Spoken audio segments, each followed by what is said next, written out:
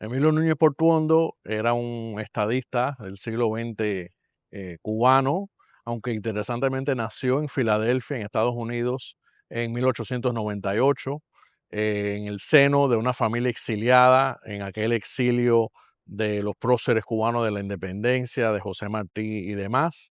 Su padre fue el general de la Guerra de Independencia, Emilio Núñez Rodríguez, que era íntimo amigo de Martí, íntimo colaborador de José Martí. De esa estirpe de mambises viene Emilio Núñez Portuondo. Núñez Portuondo estudia Derecho en la Universidad de La Habana y luego tiene una carrera muy fructífera a servicio de la República Cubana.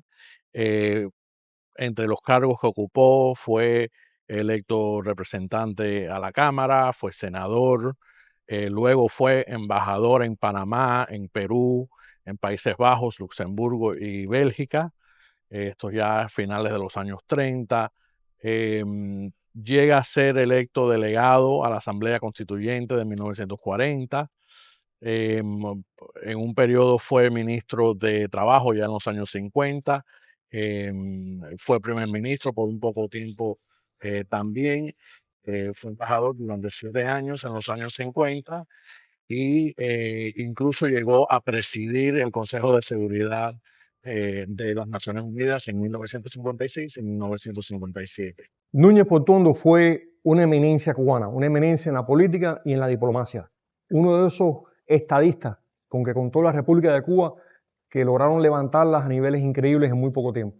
Núñez Portuondo tuvo posiciones de liderazgo eminentes en Naciones Unidas por su talento, por su perseverancia, por su sapiencia, su cultura. Y él estuvo bien claro en que la República de China era una aliada natural del pueblo de Cuba en su libertad. Estuvo bien claro de que una toma de poder por los comunistas en China iba a ser desastrosa para el mundo. Y tuvo la visión de decir de que la resolución mediante la cual expulsaban a la República de China de la ONU era ilegal. Era ilegal porque no mencionaba a la República de China en la resolución y la República de China es fundadora de la ONU, porque esa resolución solamente habla de Chiang Kai-shek y porque la República de China en Taiwán era un gobierno legalmente constituido con una importancia tremenda en la región. Tan inteligente y tan conocedor era Núñez Portuondo que ya siendo un hombre mayor, Chiang Kai-shek lo llevó a Taiwán a ser asesor y a participar en la fundación de la Liga Mundial Anticomunista, que fue una confederación de fuerzas anticomunistas muy importante históricamente en la derrota del comunismo soviético. Este fue un hombre del cual los cubanos tenemos que estar orgullosos y que tuvo una visión a largo plazo de la política internacional. Uno de los hechos o acontecimientos de esa época, en el año 1956, fue la invasión rusa de Hungría y la represión soviética de los húngaros que clamaban por su libertad.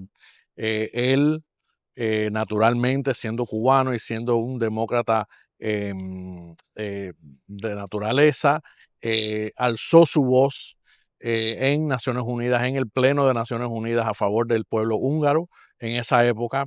Y también muy interesantemente ayudó al cardenal Mincenzi, que en esa época era muy vocal anticomunista, cardenal húngaro, quien después sufrió prisión bajo el comunismo, pero ayudó a los húngaros a través del cardenal y con la ayuda del cardenal a sacar a húngaros que estaban perseguidos y que fueran como refugiados a Cuba y a Estados Unidos.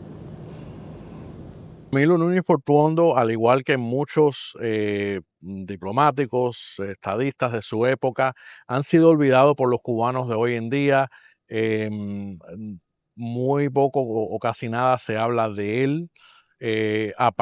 O sea, a pesar de esa estirpe mambisa, ese legado siendo hijo de un general de la Guerra de Independencia, y da pena que no se conozca esa figura y esa labor, porque yo creo que hoy en día los cubanos, como ejemplo, tienen desafortunadamente lo que les ponen adelante, a Fidel, a Raúl, al Che, etcétera, y olvidan tantos y tantos cubanos que representaron para esa Cuba republicana lo mejor de ellos mismos y representaban a lo que aspiraba esa Cuba republicana. Recibe las noticias en tu celular. En WhatsApp, envía la palabra Cuba al número 5255-4503-8331.